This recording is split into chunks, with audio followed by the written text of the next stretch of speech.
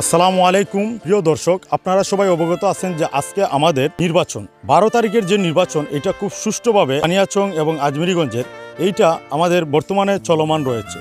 আল্লাহ তাআলার কাছে আমরা একটাই কামনা করি যে যাতে আমাদের এই নির্বাচনটা খুব সুন্দর এবং শান্তভাবে পরিচালনা হয় এবং কি এমন একটা যোগ্য লোক আমাদের সামনে আসুক যাতে আমরা তাদেরকে নিয়ে খুব সুন্দরভাবে সামনে এগিয়ে যেতে পারি।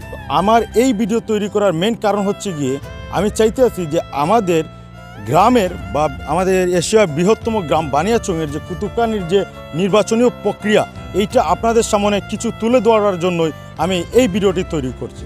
তার কারণ হচ্ছে গিয়ে আমাদের বানিয়াচংয়ের যে শান্তশিষ্টভাবে নির্বাচন, এইটা আসলে একটা ভালো লাগার কারণ বলে আমি মনে করি।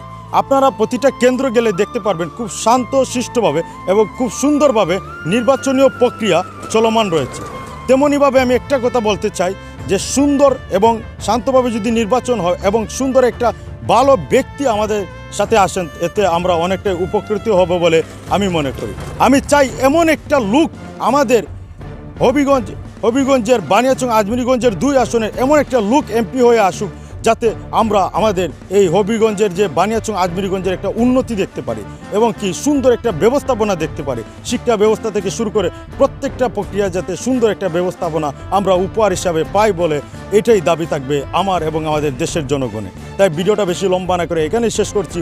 আর একটাই দাবি যে ন্যায় ইনসাফের দেশ হোক এবং ন্যায় ইনসাফের সাথে দেশটা সুন্দরভাবে এগিয়ে যাক, এই কামনা করে এখানে ভিডিওটা শেষ করছি। আসসালামু আলাইকুম।